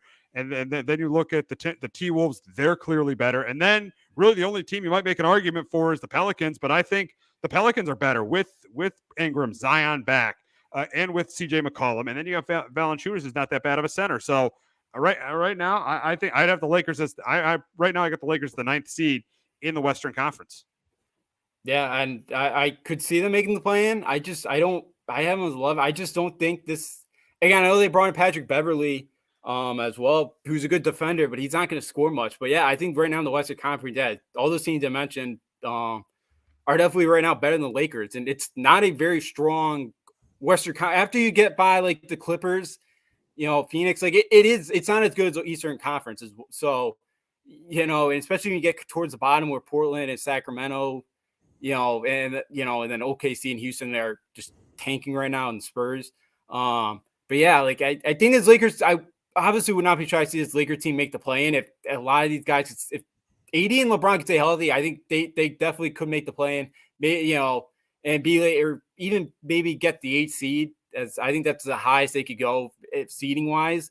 But I don't think they'll be able to do it. I just don't think that roster's as strong as you mentioned earlier too. The bench reduction, none's good, but who else are you really going to get off that bench to really produce night in, night out? Absolutely. Really, yeah. I mean, that's the thing. Not much of a bench, and really not much outside AD and LeBron. And don't tell me Westbrook, because Westbrook has been awful for the Lakers. Yeah, he's a turnover machine. That he airballed that 10-foot shot last night. Like it's bad. He's just not. I agree. I just don't. I agree that they should probably trade him, but I just don't know who would want him right now, because that contract is ridiculous. And if they do, the Lakers are gonna have to eat most of that salary, I would believe. Yeah, absolutely. They definitely have to eat most of that salary. So we'll move on to the other game last night, and the Celtics beat the Sixers 126 to 117. Tatum and Brown with 35. The big question is, are the Celtics the best team in the East? I think they're close to it. I really do think they're close to it. I really like Tatum and Brown are two top players. You've got Brogdon coming off the bench. You got Marcus Smart, the defensive player of the year. I think the difference, though, is going to be them not having Ime. Between them and the Bucks, I think the difference is Ime. Now, they could be the best team, because coaching is the one sport where coaching doesn't matter as much as football or even a manager in baseball. So they could make a run. They could definitely win the East again and win the championship. But I still think the Bucks are a better team. But the Celtics are a very, very close second. They proved it last night with how good Jaylen Brown and Jason Tatum were. Yeah, absolutely. I think that's two of the best dudes right now. That's like one of the best dudes in the sport right now. Yeah, you mentioned Brogdon coming off the bench. Because that was their problem too last year. They didn't have somebody consistently come off the bench, when a couple of the guys go out, to be able to score the basketball. And Brogdon's going to be somebody to be able to do that. And Blake Griffin, I think, is a nice piece. He's still solid on the glass. Again, I know he's nothing like he was, but I think off the glass, kind of, for Robert Williams, is going to miss some time here. Hopefully he'll be back. I worry about that knee too, Williams, because he's been good when he's healthy. It's just how many games do you get out of that knee from him? But yeah, Tatum and Brown looked really good last night. Smart's a solid defender. And yeah, I think missing Ime Udoka could definitely hurt this team maybe down the road. But yeah, I think they're right there with the Bucks. And again, they kind of got Philly's number again last night. So yeah, that Celtics team is again, that definitely has a really good chance to go back to and represent the Eastern Conference yet again. Very good chance. I just think the Bucks are a little bit better, and I keep always saying this: if the Bucks had Chris Middleton, I still think they win that series. Yeah, they totally could. That adds another shooter. I think with that Bucks team too this year, bringing back trading for Joe Ingles. I know he's not come back probably until around New Year's, but yeah, I think you got some more shooting around Giannis, so. Which is going to help as well. So I think the Bucks got even a little bit better, especially when Ingles comes back. But yeah, with Giannis, just such a freak and tough to stop. I think it's to be even harder the way that Bucks team can shoot the basketball now. So yeah, I think the Bucks are right there. I think the Bucks Celtics are right there. I think Philly could be there as well, because James Harden looked really good. I do have to give James Harden credit. He did look a lot better last night. He looked like he got into shape this offseason. So James Harden did look like a little kind of back to his days when he was in Houston. Now talking about the Sixers, with the way James Harden played last night, are they contenders in the East? And I'm still going to say no, and this is the reason why. There's too much isolation ball. They're not playing as a team, and I think it's on Doc Rivers. I think Doc Rivers should have been fired after last year. James Harden did his job. He got back in shape. I think he's back to being – he could potentially be back to being one of the top players in the league. I think this is on Doc Rivers. Way too much isolation ball with Embiid and Harden. Right now, I got them as the 5th best team in the Eastern Conference. I don't think they're contenders because of the head coach. I think they got the talent to be contenders. They're definitely a more talented team than Miami, but because of the head coach right now, that's why I don't have them as contenders in the East. But James Harden did play really well, but I think the head coach is the reason is the one that's holding this team back. Yeah, I'm with you. I got third. I got him at third, and yeah, when I was doing my playoff stuff, I just don't know. Doc Rivers the last couple years in the playoffs just hasn't been able to get it done. And I think that's going to cost them because Harden looked good again. That's the problem. It's just too much ISO ball, and it just the teams that's there. Yeah, and I think you got to get guys involved. I know Maxi's a really good scorer. You got Embiid as well. Tucker's a good defender. But I think that's kind of been the problem the last couple of years with the Celtics. With the Sixers. I think that's kind of been the big issue there the last couple of years. There's been some mistakes too late in series that have cost the Sixers as well. And when he was back with the Clippers as well. So I do think he's part of the problem right now. Harden looked good, and we know Harden too in the postseason, kind of big games. He's struggled at times as well. So I think that Sixers team's like the third best team. I don't totally trust the Nets to stay healthy all year, and I don't like Steve Nash either. I think the Sixers definitely do have the talent, but I'm with you. I just don't think they're gonna get there. I think they're gonna hold themselves back. And now talking about the Nets, because this is an interesting team with Kevin Durant and Kyrie back. We thought, in the offseason that neither of them be on the team. Now they're both on the team. Where do you have the Nets in the Eastern Conference? For me, I say third behind the Celtics and the Bucks because of the talent and the guys they have returning. Ben Simmons, yes, he's not a good offensive player, but he's a very good defensive player. Joe Harris, he's not a great player, but he's a really good three-point shooter. They didn't have both those guys in that playoff series against the Celtics. So I think that because of their talent, I think their talent is as good as the Bucks and the Celtics, but I do think it's still a little awkward having KD and Kyrie back. That's why I have them as the third best team in the Eastern Conference going into the season. Yeah, I'm with you. I have them fourth right now, right behind the Sixers. I just don't know. Yeah, with the Kyrie and Durant stuff and that. So you're not a Heat guy. No, I have them six right now. Oh wow, I got them fourth. I just like their culture. I do too. I do too. I think maybe Mitchell coming in now. I think the Cavs will maybe get that fifth, but I think right now with the Net, I think And then how many games do you get out of Kyrie? Like how much Kyrie into the season right now? I don't know. Now if he really wants to get traded, I would assume he plays as much as he can. But you just never know what goes on in that guy's head. So I can't trust it. Again, I think you get a big effort this year from KD. But I think this team could definitely win the Eastern Conference. I just don't know. Can Durant stay healthy all year? Can Kyrie Irving, Joe Harris is a good player, as you mentioned. He's a really good three-point shooter. I think Cam Thomas in year number 2, I think that guy could score the basketball, and I think he could have a nice impact if it all comes together off the bench. But it's like, can I trust the coach? Can I trust the big guys to stay healthy, and stay on the floor all year? I don't really know right now. So that's why I have him fourth. Yeah, I got them third. I got them third because of their talent, and it could be weird with KD and Kyrie.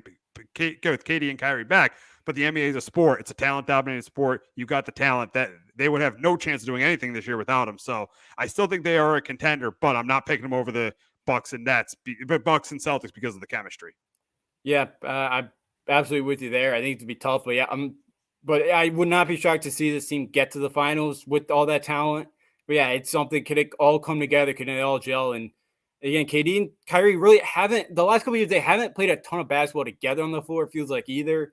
And then Ben Simmons as well. I know he doesn't have to do a ton offensively, but again, I think late in a playoff game, if he's not, you could do an offensive defense switch with him, but offensively, late in the game, I just hack a shack him. He gets the ball. I make him go to the line and make him beat me. So I think it's something too where that could maybe cost him as well. But I think they have all the talent in the world. It's just, can it all come together? So now we're going to give our sleepers in each conference. Which sleeper team do we think can compete for a championship in each conference, and which sleeper team do we think that can compete for a playoff spot? And we'll start in the Eastern Conference. Which team can be a sleeper to be a championship contender? And my sleeper in the East is the Cleveland Cavaliers, with Donovan Mitchell, with Evan Mobley, and Jared Allen as bigs, with Darius Garland. So Mitchell and Garland in that backcourt. I think that's why my team to be the sleeper in the East is the Cavs. Yeah, I'm with you there. I have them fifth right now, Cleveland. I think with Mitchell coming in, I think it's a huge piece. And I think with how young that roster is, with Garland, who's played pretty well, Chris LeVert, Mobley had a pretty good rookie year. So I think there's a lot of talent. I like Jared Allen too as a center. I do like that Cavs team. And I think there's some young, really good pieces there. And I think that team could totally make a run make a run at a Eastern Conference, or I think they can make a run to be make it to the NBA Finals. For the sleeper team, I think is going to be a playoff team. I'm going to go with the Detroit Pistons. I got Cade Cunningham in year 2. You got Bogdanovich, who they got from the Jazz, and Jaden Ivey they drafted too. I think this team could potentially, it's still a long shot, but I think they potentially could sneak into the playoffs. They could get through the playoff tournament and sneak into the playoffs. Cade Cunningham has superstar potential. You got Bogdanovich, that's a good player, and you got Jaden Ivey. That's why the Pistons are my sleeper team to make the playoffs in the Eastern Conference. I get the Bulls going back. I think I got them at the 9 right now, the 9 seed. I think that's a team that, I know they fell off at the end of last year, but I know Lonzo could miss some time. I know Zach LaVine could miss like a week or so, or miss a couple games early on here. But I think that's a team. I like Billy Donovan. I think at point guard right now without Ball, I like Ayo Dosunmu. I like Alex Caruso as well to kind of fill in. DeRozan as well is a pretty good player. So I think if the Bulls can make enough stops offensively, I think they could, win in the play-in tournament and, find a way to advance into the playoffs. Yeah. I think they very easily. They got to the playoffs last year, but they very easily could. I don't think they're a championship contender because I don't think you could be a championship team with DeMar DeRozan or Zach LaVine as your best player, but they definitely can make the playoffs. In the Western Conference, my sleeper team to make a run is the Minnesota Timberwolves. I think Anthony Edwards could become a stud. I think he could be a stud, top 15 player in the league. And they also got D'Angelo Russell. They got Karl Anthony Towns, and they added Rudy Gobert to improve their defense. That's why I think the Timberwolves are my team to be that sleeper to make a run in the West. Yeah, I have them too. Right now they're like my 5 seed right now in the Western Conference. Looking for their first postseason wins or postseason series wins since 2004. I like what they did with Gobert because again their interior defense was so bad, and it'll be interesting with that kind of with Anthony Towns and Gobert on the floor, kind of playing with the 2 centers, and can Anthony Edwards make that next leap up there and be an all-star? I think he potentially could be. I like what the Timberwolves teams is doing. They're trying to go out there and win it. It's the first time really 10, 15 years that this seems really kind of serious, and I think could totally have be a contender here in the Western Conference. I like D'Angelo Russell as well. So I'm with you. I got the Timberwolves being a sneaky team that could advance a couple of rounds in the Western Conference. Yes. And for the team who I think could be a sleeper in the West, it's so hard. Because really, outside of the Blazers, and they're the 10th best team in the Western Conference, are you going to pick the Kings? No. Are you going to pick the Thunder? No. Are you going to pick the Jazz after getting rid of Mitchell and Gobert? No. Are you going to pick the Spurs after getting rid of Murray? No. So really, it's by default. I'm going to go with the Rockets just because of their young talent. They got Jabari Smith. They got Jalen Green just because of their young talent. I don't think they have. This is a long shot. They have to get in, even get into the play-in tournament. But just because of their young talent, they're my team. They're my sleeper team to get into the playoffs in the West. Mine, I gotta go with my Kings. You gotta go with the Kings. I never trust the Sacramento Kings. They've been in the playoffs in 2006, and they have guys who can't shoot threes. I don't either.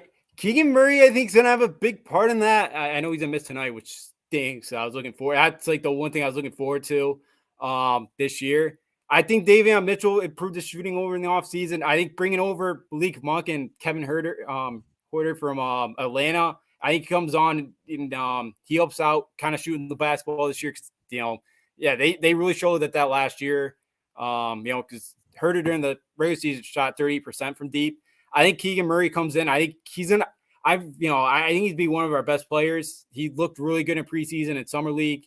I think Fox, I don't trust Mike Brown. I know you know that. I'm not a big Mike Brown fan, but I think this is the first time in a while that we've had talent.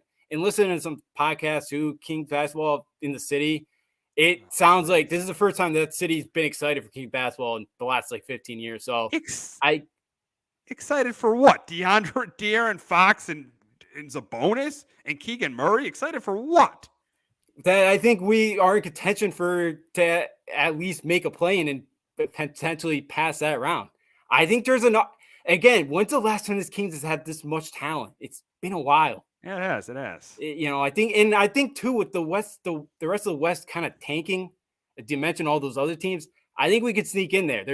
They play the Warriors 3 times the first 2 weeks. Like they're gonna get challenged early, but I think they find a way to think they can find a way and sneak in there to the playoffs. Yeah, we'll see. We'll see. But I still do not trust. There's one team in the NBA I don't trust.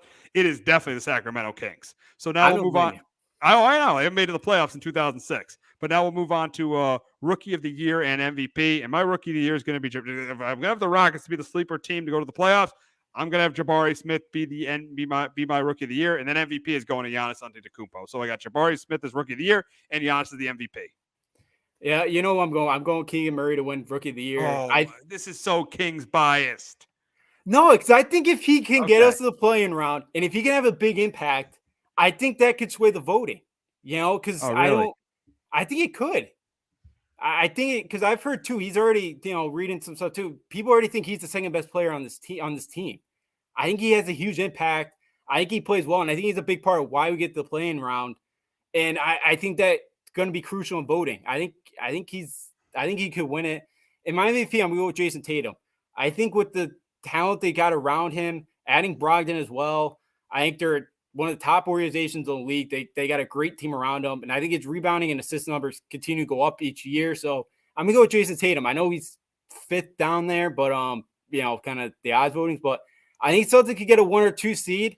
I think he's got a really good chance because he's gotten better with each year. Yeah, I definitely could see Tatum winning an MVP.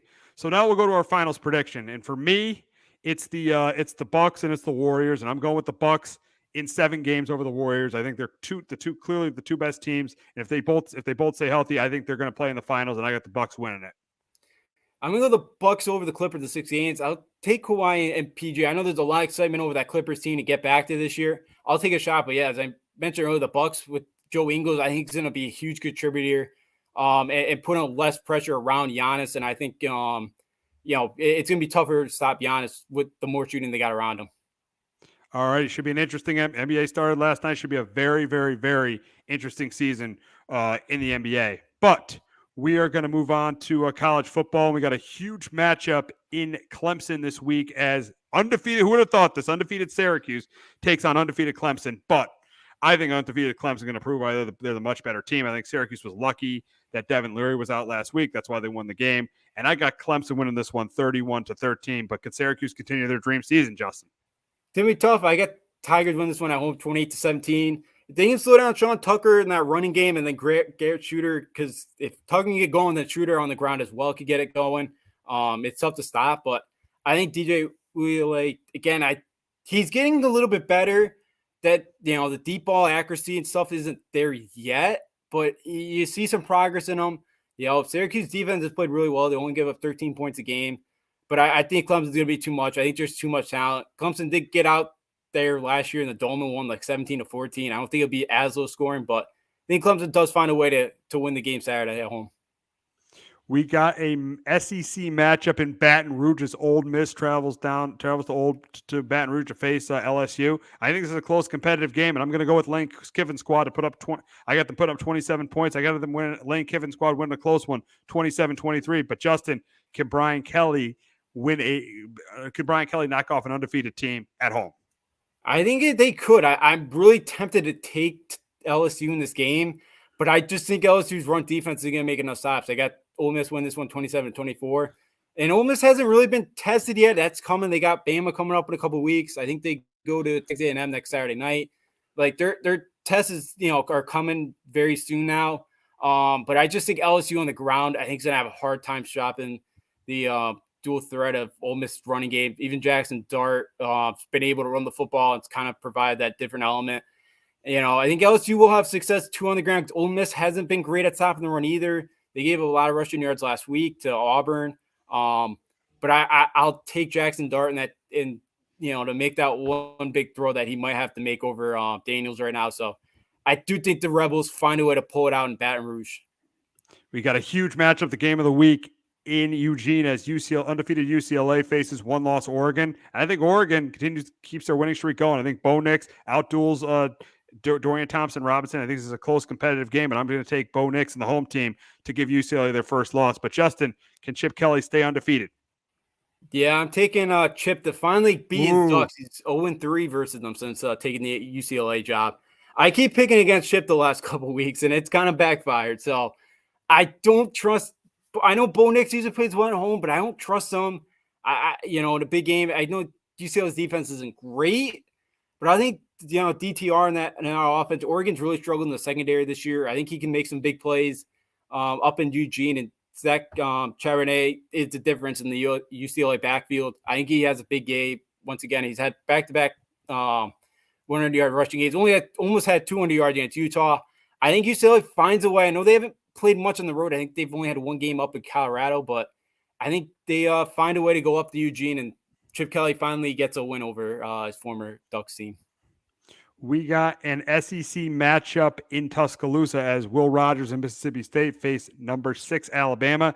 And I think Alabama's going to be in a bad mood. I think this is a bounce back week. You heard Saban's comments earlier this week that if they keep committing penalties, they're going to be taken out of the game. I think Alabama, that message goes through to these Alabama players. And I think that Alabama wins this game. I got Alabama winning it big, 41-17 over Mississippi State. But Justin, can Mike Leach and Will Rogers hand Bama their second straight loss? I don't think so. I got them losing 30-20. And you mentioned the penalties and Nick Saban. They're last in the country right now in penalties. They have the most penalties in the entire country, which is unheard of and very wild when I saw that stat with Saban. And that secondary is still probably walking back to Tuscaloosa. I don't think Saban wanted those guys on the plane the other night, the way they played. But Mississippi State, their offense is on quick hitters with their air raid. And Tennessee really beat them with the deep ball. So I think it's a little bit different this week. And I think Alabama makes enough plays. I think Bryce Young plays well enough. And I was very disappointed the way Mississippi State played at Kentucky last week. And I think this is after a loss like that, it's always a bad time to play Alabama. And I think Mississippi State's going to have a rough time down there Tuscaloosa Saturday night. We got the Golden Gophers heading to Happy Valley on Saturday night to face Penn State. Both teams coming off bad losses last week. Minnesota to Illinois, Penn State getting crushed by Michigan. I think this is a close competitive game, but I do think Penn State's defense makes some plays in this game. I think Sean Clifford's the quarterback who makes more plays and less mistakes, and that's why I have Penn State. That's why I have Penn State winning this game 24-19, which will make the Ohio State game matter next week. As a Penn State fan, that's all you want. Just make the Ohio State game matter. And that's why I got Penn State winning it 24-19. But Justin, can the Gophers pull an upset in Happy Valley? I don't think so. I got the Nittany Lion 24-17. Always feels like whiteout game, and you're playing Minnesota coming off a bad loss. I think they should be able to get this one done. Tanner Morgan, I believe, still in concussion protocol, so he may not go there. But if you get that Mo Abraham, I think you got a really good chance in this one. I do think Clifford makes enough plays in this one. I think whatever defense kind of forces a couple turnovers here wins it. And Minnesota really hasn't faced a good offense yet. I can go through all the opponents, but it's nothing scary. And I think Penn State's probably the best offense they've played so far. So we're really going to find out that Minnesota defense played pretty well this year. But I get the Nittany Lions, and after that absolutely embarrassment next week, and they better be they better come fired up this week and better not be feeling sorry about themselves, because Ohio State will kick them in the teeth next week. They are. Exactly. Now we got Kansas State heading to undefeated TCU. TCU with a great win last week in double overtime over Oklahoma State. Kansas State only has one loss, but I do think TCU wins this game. I think Max Duggan is another big game, and I think TCU contains Deuce Vaughn on the ground. But Justin, can Deuce Vaughn, that's why I got TCU winning 31-20, but Justin, can Deuce Vaughn carry the Wildcats to an upset? They could. I do have the Horned Frogs win this one 34-27. That option offense there of Martinez and Deuce Vaughn's been really good. Adrian Martinez is the only starting quarterback in the country that's not thrown an INT so far this year. Vaughn's really good on the ground. I think he could, TCU's defense, though, is really good. It's better against the run than it is against the pass. And, Kansas State does not really want to throw the ball around. And, Martinez has been shown he's been able to do it this year, but they want to be able to establish that run game, that option game with him and Deuce Vaughn. It's going to be very difficult, but I believe in Max Duggan, and that TCU team's going to find enough plays. I think Quentin Johnson has another big day, and he's going to be tough to stop for Kansas State Saturday night. Should be interesting with what happens in Fort Worth. But that's going to wrap it up this week on Sports Talk with R&J. For Justin D'Onofrio, I'm Steve Risser. We'll be back next week previewing the World Series, talking week 8 of the NFL season and week 9 of the college football season. Have a great weekend, everyone. Jones on first down, wide open, it's Barkley.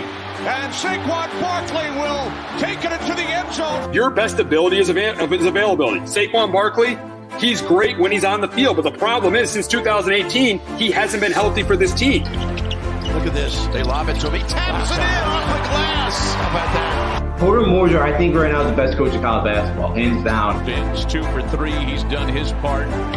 Pitch is drilled to deep right field toward the pole, and it is gone. They don't mind not being what they were in the 90s as the best organization in baseball, because the Yankees aren't even close to the best organization in baseball. You're trying to be the Rays, and the Rays do this for a reason. Like, you're the Yankees.